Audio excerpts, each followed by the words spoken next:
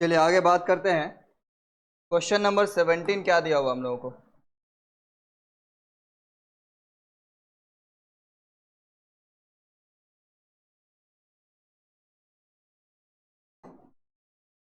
कहता the coefficient of the coefficient of 2r plus fourth term 2r plus fourth and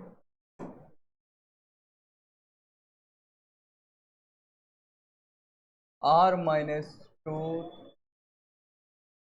term in the expansion of 1 plus x का whole power 18 are equal. Find r.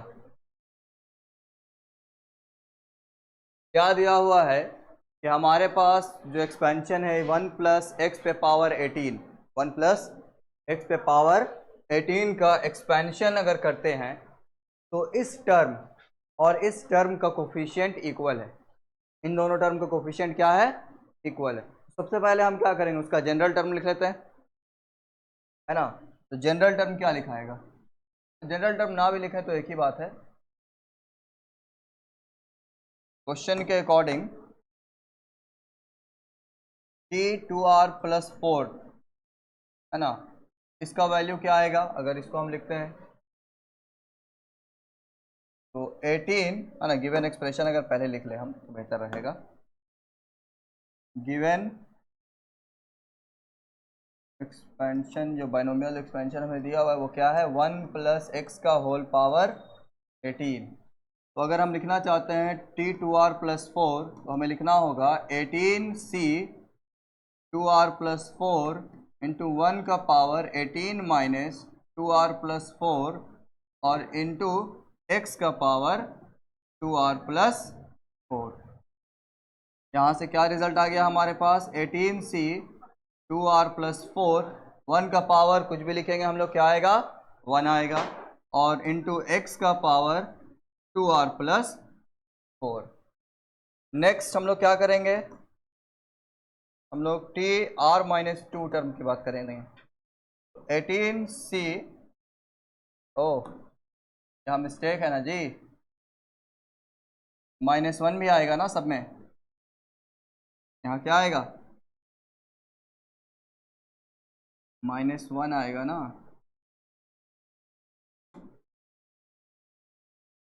To are plus 4 -1, यहाँ भी आएगा -1,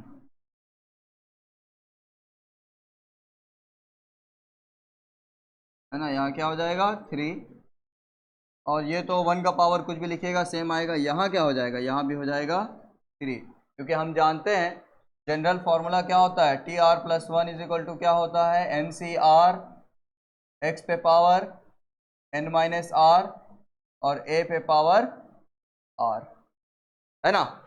जितना term लेते हैं उससे एक कम रहता है हमारा r का वैल्यू। तो यहाँ r माइनस 2 है तो इसमें एक और माइनस हो जाएगा, r माइनस 2 -1, और फर्स्ट टर्म क्या है? 1 का power 18 minus r minus 2 -1 into X का पावर क्या होगा? r minus 2 -1। यहाँ से आ जाएगा 18c r माइनस 2 नहीं r माइनस 3, 1 का पावर कुछ भी लिखेंगे 1 आएगा, इंटू एक्स का पावर r माइनस 3। अब क्वेश्चन हमसे क्या कह रहा है कि इन दोनों का कोफिशिएंट इक्वल है। इन दोनों टर्म का कोफिशिएंट क्या है? इक्वल है। तो बहुत मुश्किल नहीं, हम क्या करेंगे अकॉर्डिंग टू क्वेश्चन इसका कोफिशिएंट क्या है हमारा? 18c 2r plus 3 is equal to 18c r minus 3। अब यहाँ हम लोग सॉल्व करेंगे, क्या आएगा? Factorial 18 by factorial 2r plus 3 into 18 minus 2r plus 3 is equal to factorial 18 by factorial r minus 3 into factorial 18 minus r minus, यहाँ से factorial 18 cancel हो गया, यहाँ ऊपर आ गया हमारे पास factorial r minus 3 into factorial कितना हो जाएगा यहाँ 18 3 21 minus r is equal to यहाँ क्या आ जाएगा फैक्टोरियल 2r प्लस 3 इंटू 18 और माइनस 3 हो जाएगा, 18 में से 3 गया, 18 में से 3 गया 15 माइनस 2r। अब हमें इन दोनों को सोल्व करना है, किस तरह करें?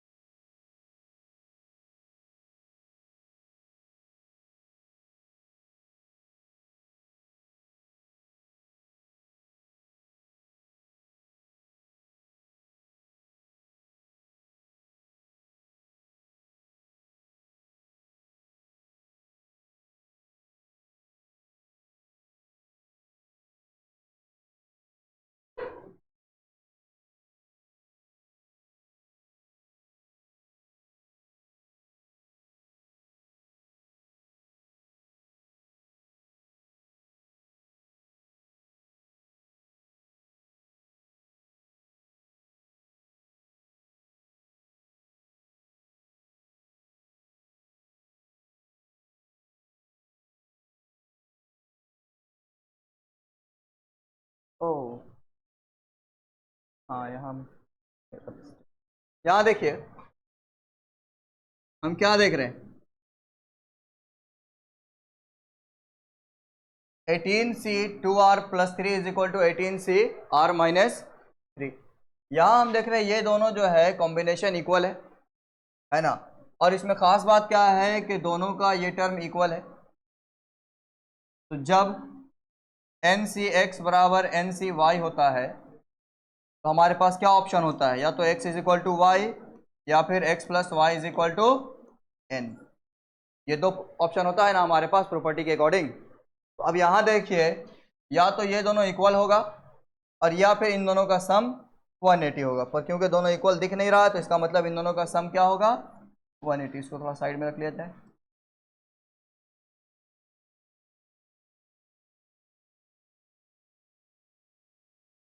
यहाँ हम लोग क्या लिखेंगे 2r plus 3 plus r minus 3 is equal to 18। ये बात समझ में आया आप लोगों को?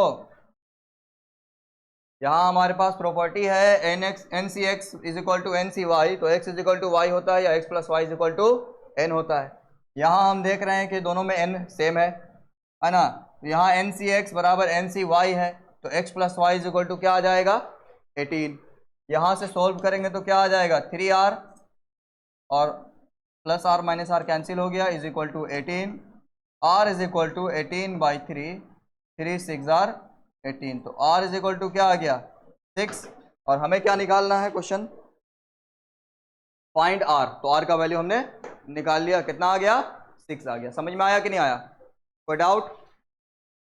बहुत सिंपल सा क्वेश्चन है। क्या किया हमने, हमें क्वेश्चन दिया हुआ था कि कोफिशिएंट इस टर्म का और इस टर्म का कोफिशिएंट इक्वल है इस एक्सपेंशन के अंदर, तो इस एक्सपेंशन के अंदर हमने ये वाला टर्म निकाल लिया और ये r माइनस 2 टर्म निकाल लिया और दोनों के कोफिशिएंट को हमने बराबर कर दिया और फिर प्रॉपर्टी का इस्तेमाल करके हमने इन दोनों नीचे वाले का सम को क्या कर दिया 18 के बराबर कर दिया और इससे हमारा r का वैल्यू निकल गया। सिंपल क्वेश्चन बन जाएगा। चलिए आगे बढ़ते हैं।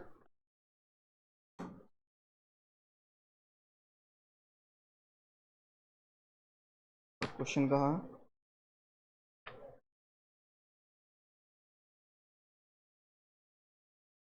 नेक्स्ट 18 नंबर क्वेश्चन सेम है। Prove that the coefficient of a plus one term of the expansion इतना is equal to the sum of the coefficient of इतना एंड इतना ऑफ द टर्म। 19 बता देते हैं। है इजी क्वेश्चन ये भी। 19 number.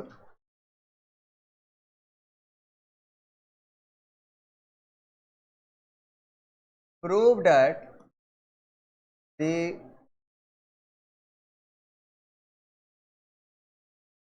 coefficient of r plus 1th term in the expansion of 1 plus x whole power n plus 1 equal to the sum of the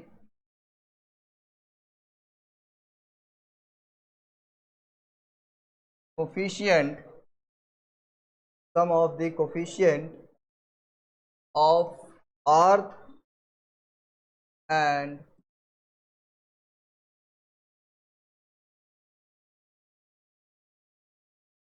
r plus 1th term in the expansion of 1 plus x to the whole power n। यहाँ question क्या है कि दो अलग अलग expansion दिया हुआ है, हमें क्या दिया हुआ है, दो अलग अलग बाइनोमियल एक्सपेंशन दिया हुआ है, और कहता है कि इस पहले वाले बाइनोमियल एक्सपेंशन इसका इस टर्म का कोफिशिएंट है ना, इसके इन दोनों टर्म के कोफिशिएंट के सम के बराबर है। क्या करेंगे हम लोग, पहला एक्सपेंशन हमें दिया हुआ है,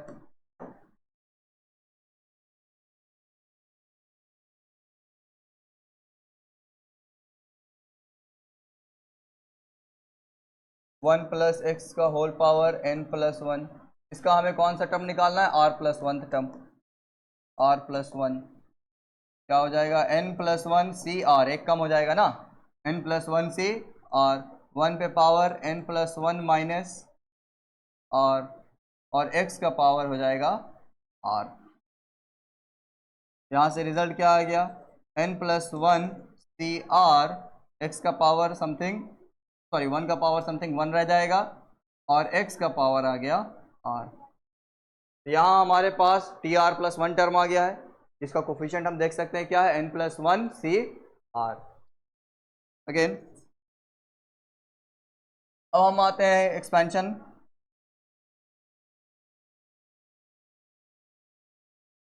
वन प्लस एक्स का होल पावर n, यहाँ हमें कौन सा टर्म निकालना, आर्थ टर्म और आर प्लस 1 टर्म, तो टी आर क्या होगा, n C R minus 1, 1 power n minus r minus 1 and x पे पावर r माइनस 1। यहाँ क्या आ गया, n C R minus 1 x का पावर r माइनस 1, एंड यहाँ से अगर हम r प्लस 1 टर्म निकालते हैं इसका, एन सी आर इंटू 1 का power n minus r into X का power r is equal to N C R x का पावर r। अब हम ध्यान दें अगर कि x प्लस 1 प्लस एक्स का होल पावर n का जो r टर्म है और r प्लस 1 टर्म है, इन दोनों का r term and r plus 1 term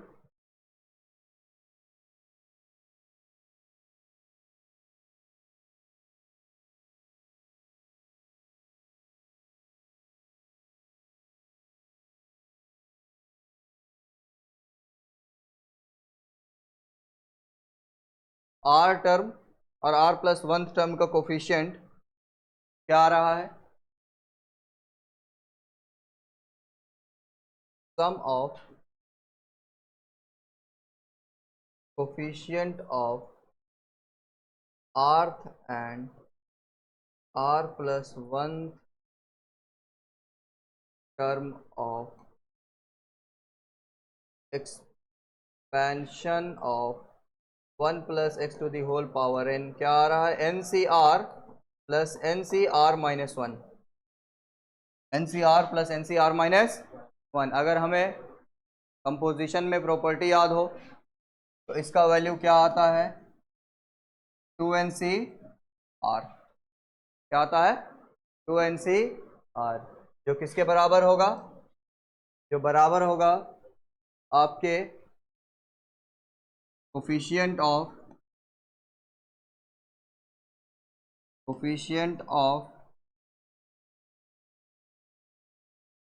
r plus one term in the expansion of 1 plus x to the whole power n plus one, n plus one, oh sorry my mistake, यहाँ पे 2nc r नहीं ना होगा, यहाँ पर n plus one होगा, C R होगा।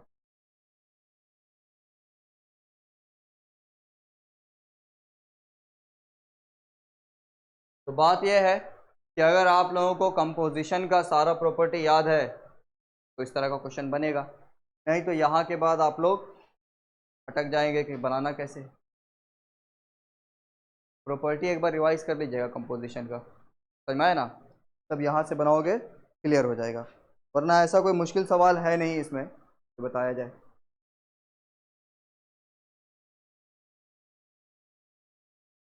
एक क्वेश्चन नंबर 22 बता देते हैं।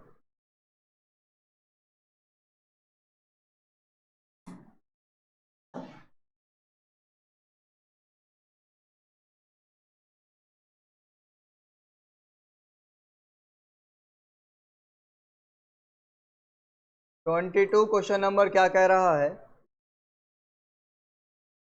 If the coefficient of second, third and fourth term in the expression 1 plus x to the power n are in AP,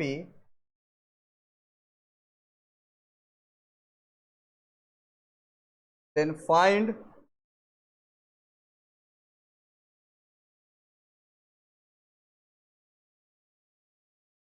the value of n।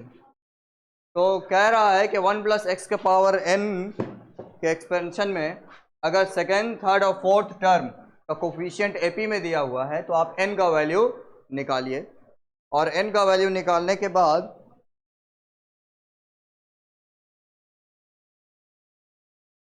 Sorry question में 2n whole power 2n,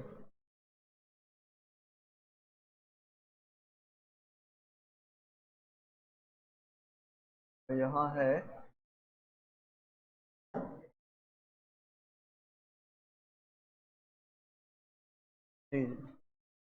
then show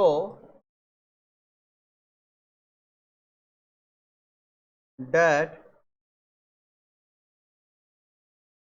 2n square minus 9n plus 7 is equal to 0। Question है 22, if the coefficient of second, third, fourth term in the expansion 1 plus x का whole power 2n और in the AP, then show that 2n square minus 9s plus 7 is equal to 0। तो उसके लिए हमें expansion को solve करना होगा, फिर हम लोग देखेंगे। यहाँ देखिए, या तो हम सब अलग अलग टर्म को निकालें और उसका कोफिशिएंट लिखें, या इसका जनरल टर्म से निकाल सकते हैं, हमारी मर्जी।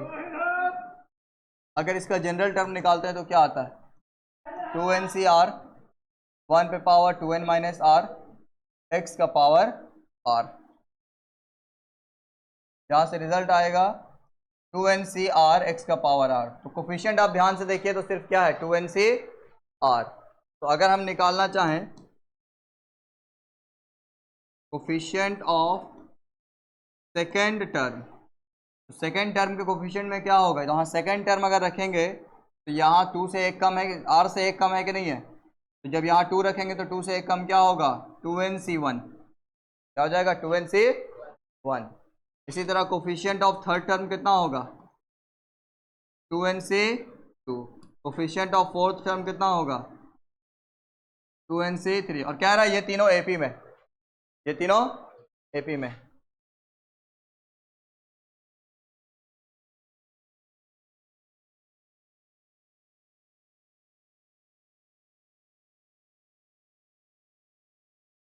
Coefficient of second, third and fourth term are in AP. Therefore, 2nc2 minus 2nc1 is equal to 2nc3 minus 2nc2. T2 minus T1 is equal to T3 minus T2. 2nc2 minus 2nc1 क्या result आएगा, अगर हम लोग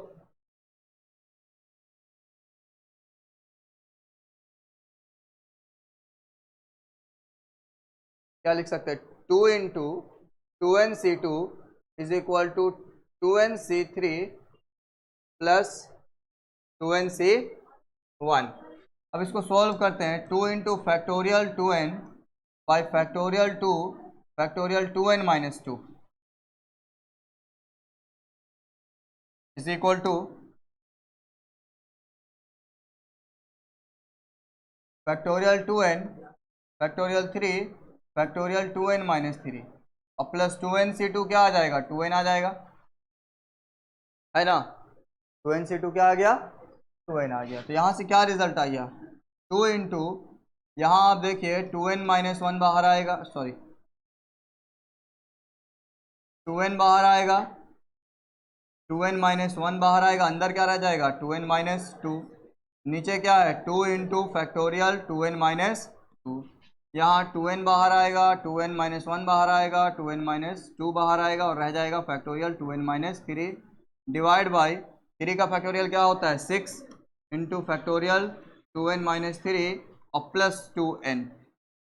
यहाँ से देखिए 2n minus 3 factorial cancel हो गया, 2n माइनस 2 फैक्टोरियल कैंसिल हो गया, 2 से 2 कैंसिल हो गया। यहाँ क्या बच गया हमारे पास 4n स्क्वायर माइनस 2n, यहाँ क्या आ गया, और बेहतर है हमारे लिए कि इसको मल्टीप्लाई नहीं करें हम, क्यों नहीं करें, क्योंकि हम देख रहे हैं कि 2n कॉमन आ रहा है, यहाँ देखिए 2n कॉमन आ रहा है, क्या बच जाएगा अंदर में हमारे पास 2n minus 1 2n minus 2 divide by 6 plus 1, यहाँ से 2n और 2n कैंसिल हो गया, हमारे पास क्या रिजल्ट आ गया 2n minus 1 is equal to 2n minus 1 into 2n minus 2 multiply करें क्या आ जाएगा 4n square minus 4n minus 2n, तो माइनस 6n और plus 2 divide by 6 is equal to sorry plus 1। अब यहाँ से एलसीएम ले लेते हैं, 6 इधर मल्टीप्लाई हो जाएगा 12n minus 1 sorry 12n minus 6 is equal to 4n square minus 6n plus 2 और प्लस 6, है ना। यहाँ एलसीएम लेंगे तो ये 6 यहाँ मल्टीप्लाई होगा, नीचे में 6 आएगा जो इस तरफ मल्टीप्लाई हो गया, तो 6 2 जार 12 और 6 1 जार 6 हो गया। यहाँ से हम सोल्व करेंगे तो हम लोग क्या देखते हैं आंसर क्या आता है 4n स्क्वायर माइनस 6n और 12n इधर जाएगा तो 12 और 6 माइनस 18n और क्या आ गया 6 और 6 12 और 2 14 इज इक्वल टू 0। यहाँ से 2 अगर हम कॉमन ले लेते हैं तो क्या आता है हमारे पास 2 कॉमन ले लिया 2n square minus 9n plus 7 is equal to 0, 2 यहाँ डिवाइड में आ गया 0 से, तो रिजल्ट आ गया हमारे पास 2n square minus 9n plus 7 is equal to 0। ये आ गया हमारा प्रूफ। अगर आपको कहता कि n का वैल्यू निकालिए, तो फिर आप इस क्वाड्रेटिक इक्वेशन को सोल्व करिए और n का वैल्यू निकाल लीजिए। बन जाएगा कि नहीं बन जाएगा? तो ये भी समझ में आया कि नहीं आया? बहुत सिंपल सा सवाल है, मुश्किल बिल्कुल नहीं है। क्लियर हो गया? कोई डाउट? चलिए,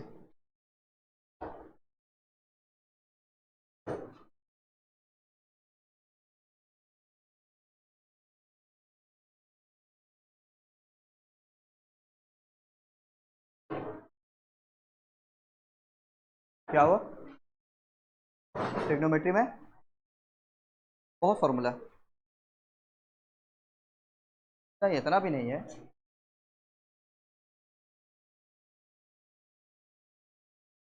नहीं, 100 से कम है जी, इतना भी थोड़ी है। 30-40 होगा। असल क्या है ना कि फॉर्मूला तो उतना भी नहीं है, वो है चेंज होता है ना, फॉर्म चेंज होता है, उस वजह से नया नया फॉर्मूला बन जाता है बस। बेसिक कुछ है, उसके बाद फिर हम लोग बस फॉर्म को चेंज करेंगे, नया फॉर्मूला बन जाएगा। मतलब 10th क्लास में आपने जितना फॉर्मूला पढ़ा है उससे काफ़ी कम है। मतलब 10th क्लास में जितना पढ़ा है ना उससे थोड़ा सा ज़्यादा है, उसके हिसाब से ज़्यादा है, क्योंकि आपने 2-3 तरह का फॉर्मूला पढ़ा है 10th क्लास में।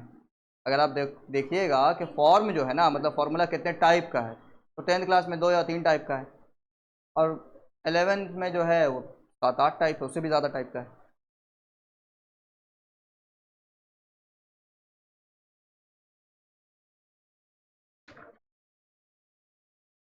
हाँ, क्वेश्चन देखिएगा 26 number.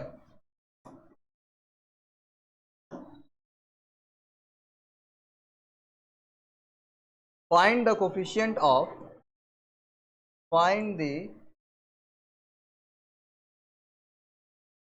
coefficient of a to the power 4 in the product 1 plus 2a का whole power 4 into 2 minus a का होल पावर 5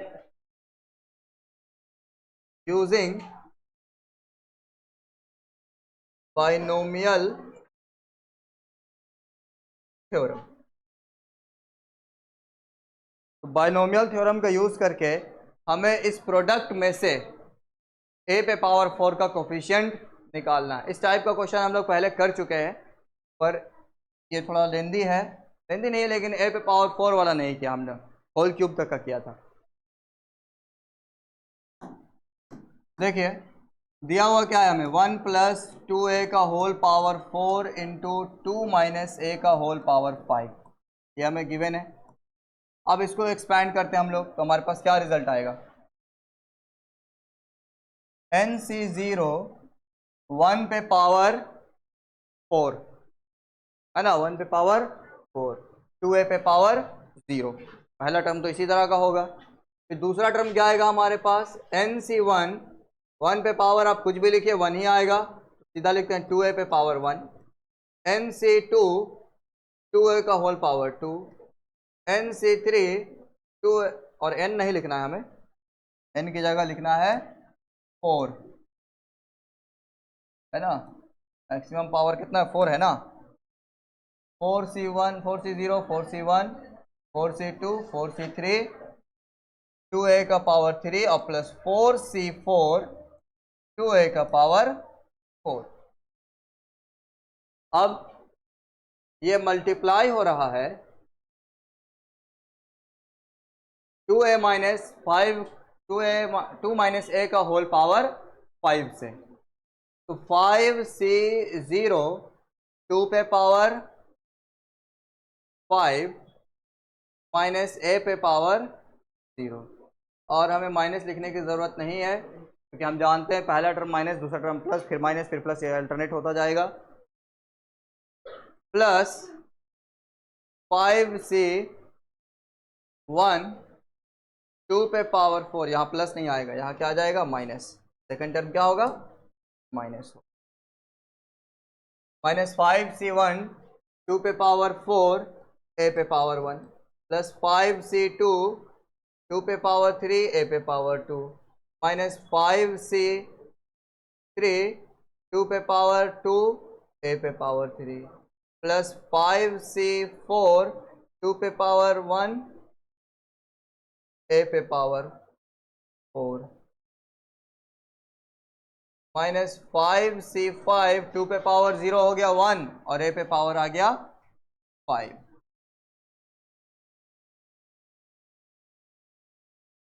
अब ध्यान से देखिए,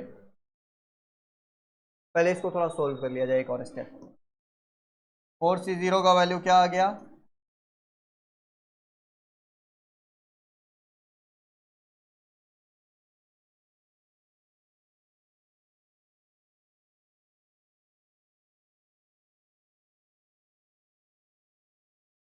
4c0 का वैल्यू आ गया 1 प्लस 4c1 आपको हो गया 4 into 2a plus 4c2 4c3, इतना हम लोग सोल्व नहीं करेंगे, डायरेक्ट लिखेंगे 4c2 इंटू 2 का square 4 into a square 4a square plus 4c3 8a cube plus 4c4 को हम लिख सकते हैं 1 होता है, हालांकि सबको लिख सकते थे पर उतना मेहनत क्यों करना है। 2 पे पावर 4 गया 16, a पे पावर 4। ये आ गया हमारा पहला एक्सपेंशन। दूसरा एक्सपेंशन क्या है, 5c0 हो गया 1 और 2 पे पावर 5 हो गया 32 माइनस 5 गुने 16a प्लस 5c2 होता है 10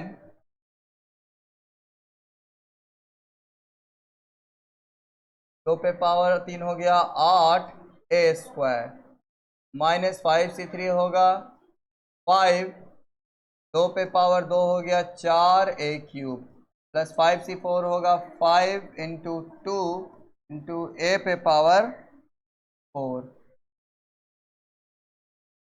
और माइनस 5c5 होगा 1 और a पे पावर आ गया है 5। अब यहां देखिए, इसके कौन से टर्म से इसके किस टर्म में मल्टीप्लाई करने पर हमें क्या चाहिए, कोफिशिएंट ऑफ a पे पावर 4। हमें क्या चाहिए, कोफिशिएंट ऑफ a पे पावर 4। पहला काम हमने क्या किया, पहला काम किया कि हमें जो दिया हुआ है प्रोडक्ट इसको एक्सपैंड कर दिया हमने, बस बाइनोमियल थ्योरम का यूज करके हमने क्या कर दिया, एक्सपैंड कर दिया। यहां तक हमने एक्सपेंशन का रूल लगा के फॉर्मूला लगा के सॉल्व कर दिया। अब हम क्या सोचेंगे कि 1 इसमें से किससे मल्टीप्लाई होगा कि a पे पावर 4 आ जाए। इससे मल्टीप्लाई होगा तो नहीं आएगा, इससे भी मल्टीप्लाई होगा तो नहीं आएगा, तो 1 किससे मल्टीप्लाई होगा, a के पावर 4 से। तो इन दोनों का कोफिशिएंट क्या आ जाएगा, 1 इंटू 5 इंटू 2 है ना, इसका कोफिशिएंट 1 और इसका कोफिशिएंट क्या है 5 इंटू 2, तो दोनों मल्टीप्लाई हो जाएगा। अब बढ़ते हैं, a किससे मल्टीप्लाई होगा कि a पे पावर 4 आ जाए, तो a क्यूब से मल्टीप्लाई होगा, मतलब यहाँ क्या आ जाएगा 4 इंटू 2, इसका कोफिशिएंट क्या है 4 इंटू 2 और उसका कोफिशिएंट क्या है माइनस 5 इंटू 4 है ना। a क्यूब का कोफिशिएंट यहाँ पर क्या है माइनस 5 इंटू 4, क्योंकि a क्यूब और a मल्टीप्लाई होगा तो a पे पावर 4 आ जाएगा। तो इसका कोफिशिएंट और इसका कोफिशिएंट हम लोग मल्टीप्लाई में लिखेंगे। नेक्स्ट, a स्क्वायर में कितना मल्टीप्लाई करेंगे कि a क्यूब आ जाए, a 4 आ जाएगा, तो a स्क्वायर में हम a स्क्वायर मल्टीप्लाई करेंगे, तो a स्क्वायर का कोफिशिएंट क्या है 4c2 इंटू 4 और a स्क्वायर यहाँ कोफिशिएंट क्या है 10 इंटू 8। a क्यूब में कितना मल्टीप्लाई करेंगे कि a स्क्वायर आ जाए, तो a मल्टीप्लाई करेंगे, यहाँ क्या आ जाएगा 4c3 into 8 into minus 5 into 16 है ना, यहाँ माइनस 5 इंटू 16। और a पे पावर 4 में कितना मल्टीप्लाई करेंगे कि a पे पावर 4 आ जाए, तो a पे पावर 4 में 1 है ना, a पे पावर 0 मल्टीप्लाई करेंगे, यहाँ आ जाएगा a पे पावर 4 का कोफिशिएंट 16 और यहाँ आ जाएगा 32। अब इसको हम लोग सोल्व कर लेंगे, 5 2 10 प्लस यहाँ क्या आ गया 4 4 16 और 16 दहा के 160 माइनस 100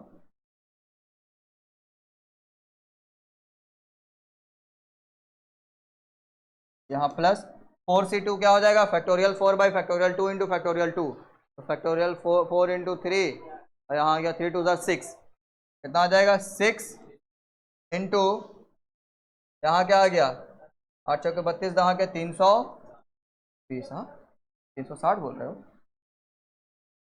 4c3 का वैल्यू क्या आएगा 4 इंटू यहाँ पर माइनस हो जाएगा,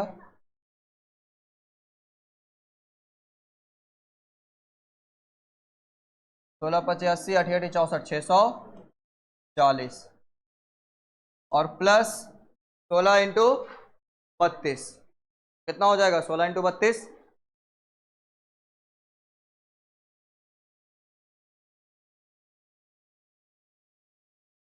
512। यहाँ सोल्व हो गया, कितना आ गया जी? 150 माइनस 150 और 500 घटेगा उसमें, 512 माइनस 150 कितना आ जाएगा? 500 में 100 गया 400 और 400 में 50 गया, कितना हो गया? 350 और 10 362 प्लस को मल्टीप्लाई करेंगे कितना आ जाएगा? 0 6 दूनी 12 के 2 हाथ मेरा 1 और 6 3 18 और 1 19 माइनस 64 चौके कितना हो जाएगा? 256 2560 है ना जी, -2560। तो यहाँ से रिजल्ट क्या आ गया? 0, 6 में से 2 गया 4, 15 में से 9 गया 6 और माइनस 300, 10 में से 4 गया, 10 में से 6 गया 4 और 3 में से 2 गया 1 और 6 में से 3 गया 3 -314 क्या गया? -314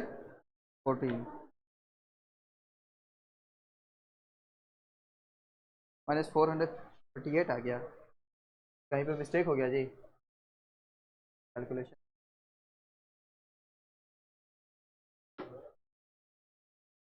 -438 आ रहा है।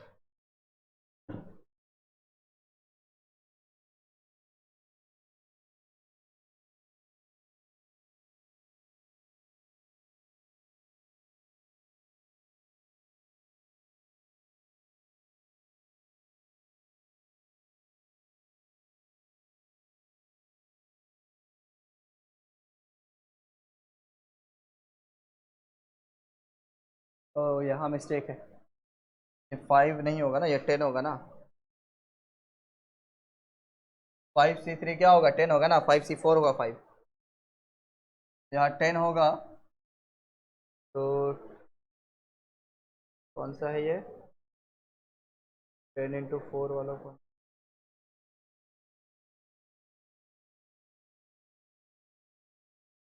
ए क्यूब यानी कि ए पे पावर 1 है। 4 × 2 × यहाँ होगा 10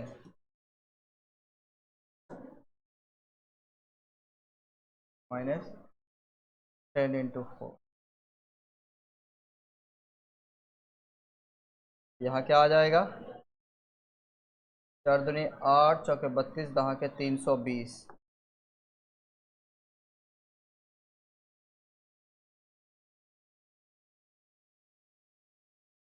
320।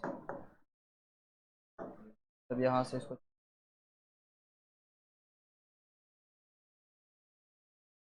कितना आ गया जी?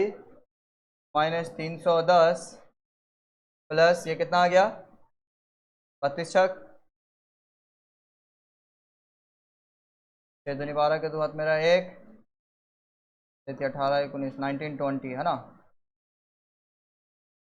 -2560 + 512। तो ये क्या हो जाएगा? 2 2 और 1 3 9 5 14 के 4 हाथ मेरा 1 1 1 2 2432 माइनस 0 6 और 1 7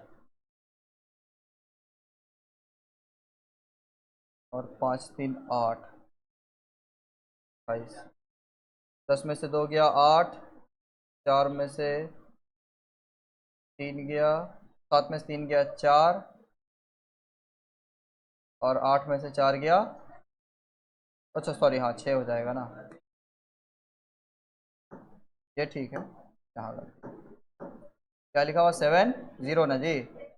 हाँ तो 10 में से 2 गया 8, 6 में से 3 गया 3, और 8 में से 4 गया 4, -438 आ गया। -438 सिंपल है, कोई मुश्किल नहीं है। समझ में आया?